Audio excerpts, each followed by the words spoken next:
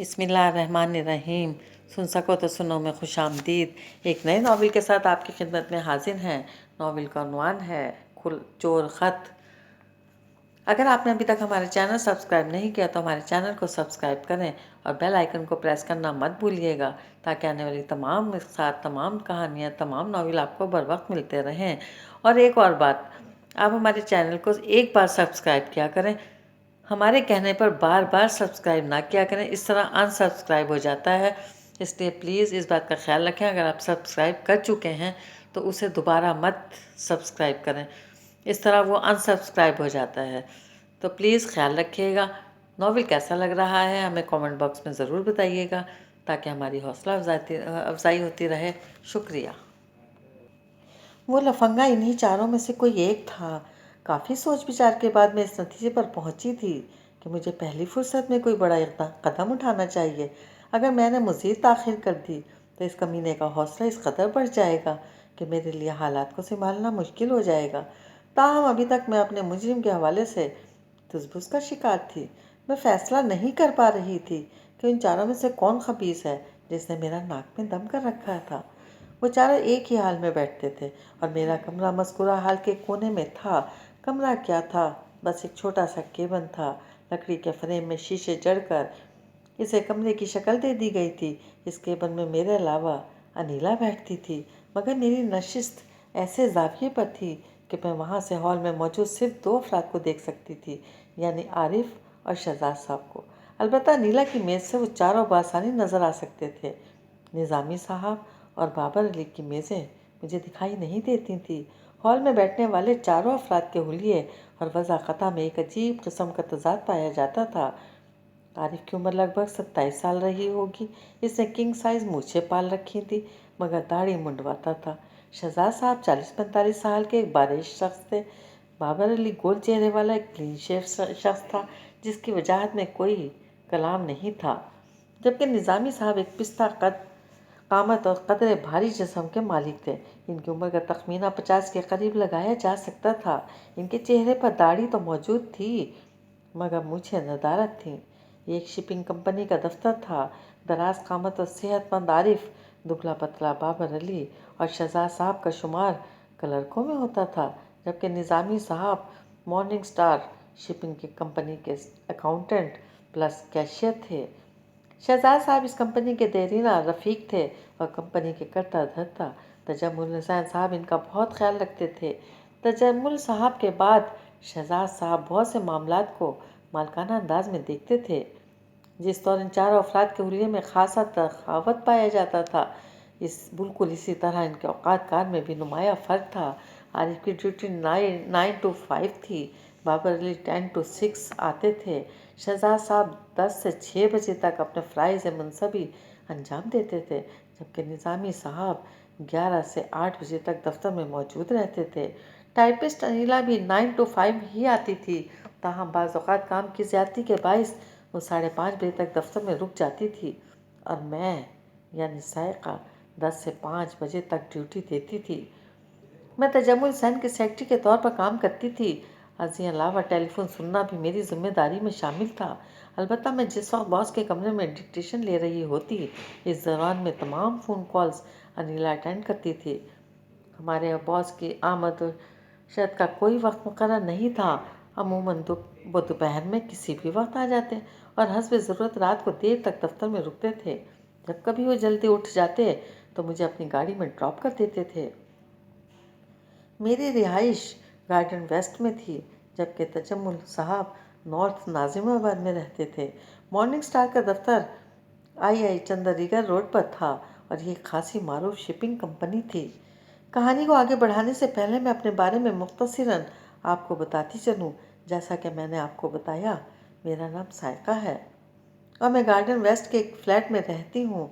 हमारी फैमिली सिर्फ 3 अफराद पर मुश्तमिल थी, यानी मैं, मेरी अम्मी और छोटा भाई इमरान। इमरान की उम्र 10 साल थी और वो 5th क्लास का स्टूडेंट था। अम्मी दमे की दायमी मरीज़ा हैं। जब तक अब्बू ज़िंदा रहे, हमें फ़िक्र मुआश से मुकम्मल आज़ादी हासिल थी। अब्बू की वफ़ात के बाद मुझे मैदान में निकलना पड़ा। मैंने ग्रेजुएशन के बाद कंप्यूटर कोर्सेज़ के साथ साथ शॉर्ट हैंड में भी खासी महारत हासिल कर ली थी। شکل و صورت کی بھی اچھی خاصی بلکہ بہت سو سے اچھی تھی، چنانچہ ملاقات کے اصول کے لیے مجھے دھکے نہیں کھانے پڑے۔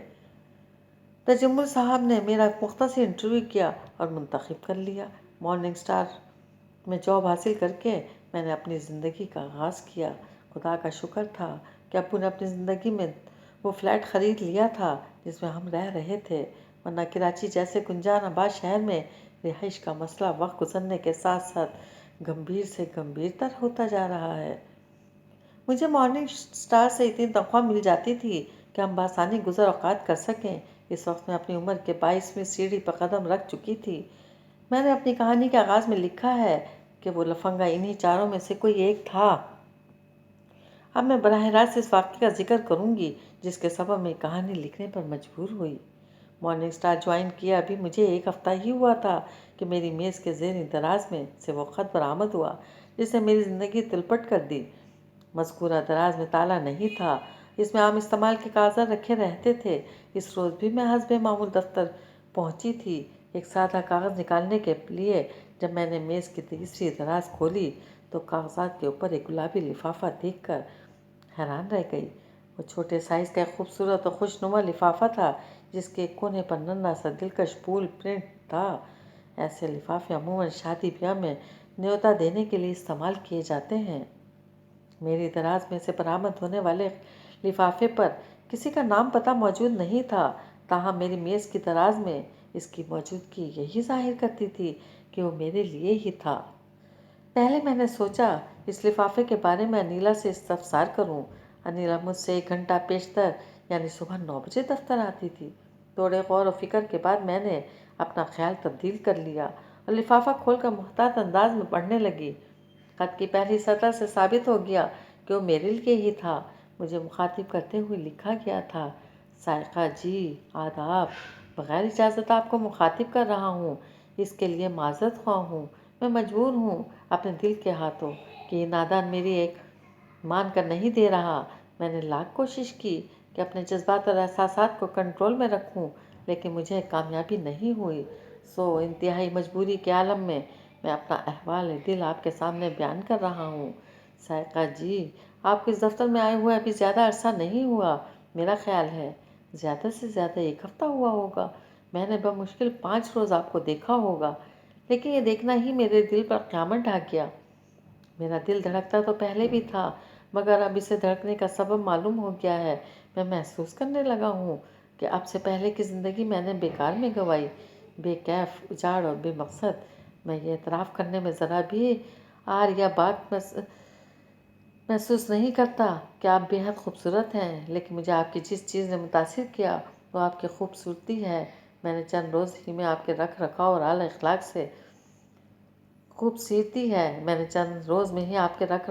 اخلاق سے اندازہ لگا لیا کہ آپ ایک باوقار اور متاثر کن شخصیت کی مالک ہیں۔ آپ کو دیکھتے ہی مجھے یقین ہو چکا ہے کہ آپ ہی وہ شخصیت ہیں جس کی مجھے تلاش تھی۔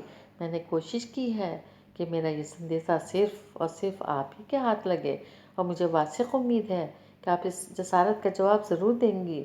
میں ایک مرتبہ پھر آپ سے معذرت خواہ ہوں کہ آپ کی اجازت کے بغیر یہ قدم اٹھا رہا ہوں، مگر کیا کروں، دل والا ہوں، اس لیے دل کے ہاتھوں مجبور ہوں۔ ویسے بھی محبت کے معاملات میں دل پر کس کا بس چلتا ہے جو میرا چلے گا۔ آپ یقین مانیں، مجھے آپ سے محبت ہو گئی ہے، سچی، کھری اور اٹوٹ محبت۔ اب آپ اسے میری دیوانگی سمجھیں یا جو بھی نام دیں، میں نے تو اپنا دل چیر کر آپ کے سامنے رکھ دیا ہے۔ آپ کے من میں کیا ہے میں نہیں جانتا، میرا آپ پر کوئی زور نہیں ہے۔ میں آپ کو مجبور نہیں کروں گا کہ میری محبت کے جواب میں آپ بھی مجھ سے محبت کرنے لگیں۔ محبت ایک الوہی جذبہ ہے، یہ خود بخود دلوں کے اندر جنم لیتا ہے اور روح کو سرشار کر دیتا ہے۔ محبت کرنے والے دنیا کے خوش قسمت ترین انسان ہوتے ہیں۔ سائقہ جی، آپ سے میری التجا ہے کہ آپ مجھ سے محبت کریں یا نہ کریں، مگر میرے خط کا جواب ضرور دیں تاکہ مجھے تسلی ہو جائے کہ میرے دل کا پیغام آپ تک پہنچ گیا ہے۔ مجھے اپنی اس تحریر پر کوئی شرمندگی نہیں، البتہ اگر آپ کو میرے دل کی آواز سے کوئی ناگواری محسوس ہوئی ہو یا میرا یہ محبت نامہ پڑھ کر آپ کو کوفت میں مبتلا ہوئی ہوں تو ایک مرتبہ پھر تہ دل سے معذرت چاہوں گا۔ ہاں، میں ایک بات تو بتانا ہی بھول گیا، میں نے خط میں کہیں اپنا نام نہیں لکھا۔ آپ کیسے سمجھیں گے کہ میں کون ہوں؟ बस इस कोताही का मुरतकब हुआ हूँ, और वो भी दानिस्ता। आप यूँ समझें कि सर दस्त में अपना नाम जाहिर नहीं करना चाहता। मसलहत का तकाजा यही है। बहरहाल मेरा आपसे ये वादा है कि आपने मेरे ख़त का जवाब दिया और वो जवाब मस्बत हुआ तो भी मैं खुलकर आपके सामने आ जाऊँगा और आपको इस बारे में तफसीलन आगाह कर दूँगा। बसूरत दीगर मैं दरे पर्दा रह कर आपको चाहता रहूँगा। मेरी मोहब्बत खामोश रहेगी। मैं आपकी नाराज़गी या नापसंदीदगी बर्दाश्त नहीं कर सकता। ये मेरे बस में ही नहीं है। मैं आपको एक जगह बता रहा हूँ। हॉल के मशरक़ी दीवार के साथ वॉशरूम बना हुआ है। मैंने नोट किया है कि आप दिन में कम से कम 3 मरतबा ज़रूर वॉशरूम जाती हैं। वॉशरूम के दरवाजे के बाएं जानिब दीवार में मुख्तलिफ रैक्स नस्ब हैं। आप जवाब लिख कर एक कोने में रख दें और ये काम इस वक्त आसानी किया जा सकता है जब हॉल में बैठने वाले वर्कर्स ज़ोहर की नमाज के लिए जाते हैं। मैं मौका पाकर वहाँ से ख़त उठा लूँगा। आपसे एक आखिरी दरख्वास्त है कि पढ़ने के बाद इस ख़त को ज़ाया कर दें, और अगर मेरी कोई बात बुरी लगे तो मुझे पेशगी माफ़ कर दें। फ़क्त आपकी मोहब्बत का असीर मिस्टर गुमनाम। मैंने इस ख़त को 2 मरतबा पढ़ा और हर मरतबा दिल चाहा कि ख़त लिखने वाले मिस्टर गुमनाम की अक़ल पर मातम करूं। मैंने 1-2 बार निगाह उठाकर सामने हॉल में भी देखा और हर बार मेरी नज़र आरिफ की नज़र से टकराई थी। मेरी केबिन के बिल्कुल सामने शुमाली दीवार के साथ शहजाद साहब की सीट थी। वो अपने काम में मगन थे। शहजाद साहब भी मेरी तरह सुबह 10 बजे ही दफ्तर पहुँचते थे। वैसे मुझे इनसे ऐसी हरकत की तवक्का भी नहीं थी। बाबर अली की मेज़ दफ्तर की शुमाली और मगरबी दीवार के इत्तिसाल पर थी और निज़ामी साहब एन मगरबी दीवार के साथ बैठते थे। ये दोनों हजरात मेरे केबिन से नज़र नहीं आते थे। आज आकर मेरे जहन आरिफ की तरफ ही जा रहा था। मैंने बस औकात से ख़ुद को घूरते हुए देखा था। इसकी किंग साइज़ मूछें अगरचे इसके चेहरे पर भली दिखाई देती थी और इसकी सेहतमंद वज़ा कता से लगा भी खाती थीं, ताहम इसका मुझे घूरना एकांत नहीं भाता था। ख़त में नुक्ते की बात यह थी कि जवाबी ख़त रैक्स पर रखने का वक्त बड़ा आइडियल तजवीज़ किया गया था। वाकई ज़ोहर की नमाज के वक्त हॉल बिल्कुल खाली हो जाता था। अलबत्ता असर की नमाज के वक्त सिर्फ निज़ामी साहब, बाबर अली और शहजाद साहब ही नमाज के लिए जाते थे, क्योंकि आरिफ 5 बजे छुट्टी कर जाता था और मैं भी 5 बजे ऑफ करती थी। शायद इसलिए भी ज़ोहर की नमाज के वक्त पर जोर दिया गया था। मैं जिस कदर गौर करती रही, मेरे जहन में आरिफ का चेहरा बार बार आता रहा। ताहम मैंने मिस्टर गुमनाम की हिदायत के बरखिलाफ इस मोहब्बत नामे को ज़ाया करने के बजाय अपने पास महफूज कर लिया। मैं देखना चाहती थी कि आइंदा क्या ज़हूर में आता है। अलबत्ता मैंने यह एहतियात ज़रूर बरती कि इस ख़त के बारे में किसी से कुछ नहीं कहा। दफ्तर ज्वाइन किए मुझे चंद रोज़ ही हुए थे। किसी ने अभी मेरी बेतकल्लुफ़ी नहीं दी हुई थी। अनीला से भी रस्मी अलैक्स लैक थी और अम्मी से तो मैं इस सिलसिले में कोई बात कर ही नहीं सकती थी।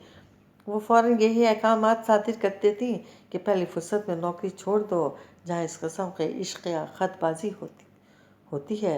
इस रोज़ मैंने हस्बे मामूल अपने फ़राइज़ अंजाम दिए।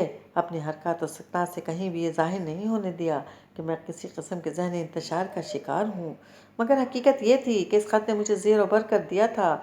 न चाहते हुए भी कई बार गैर इरादी तौर पर मैंने आरिफ की तरफ देखा और बेशतर मरतबा इसे अपनी जानिब देखते पाया था, जिससे मेरा जहनी सोचने पर मजबूर होने लगा कि आरिफ इस संगीन मामले में मुलविस हो सकता है। चंद रोज़ खैरियत से गुजरे।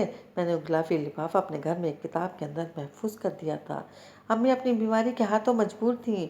पढ़ने लिखने से इन्हें वैसे भी ज़्यादा लगाव नहीं था और ना ही इमरान मेरी किताबों में हाथ मारता था, इसलिए मैं मुतमईन थी इस ख़त को कोई नहीं छेड़ेगा। मैंने अपने दफ्तरी मामूलात जारी रखे। हर गुजरते दिन के साथ मेरे बॉस तजम्मुल हुसैन का एतमाद मुझ पर बढ़ता ही जा रहा था और अब तो वो यहाँ तक कहने लगे थे कि अगर मुझे किसी चीज़ की ज़रूरत हो या दफ्तर में किसी किस्म का कोई मसला दरपेश हो तो मैं बेधड़क इनसे कह डालूँ। ऐसी कोई बात थी ही नहीं, इसलिए मैंने इनका शुक्रिया अदा करने पर ही इक्तफ़ा किया था।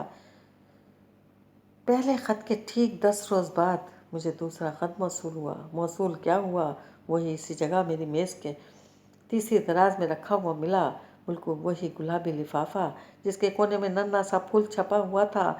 एक बात तो तय थी कि ये किसी ऐसे शख्स की हरकत थी जो सुबह मुझसे पहले दफ्तर पहुंचता है, और ऐसे सिर्फ 3 अफराद थे।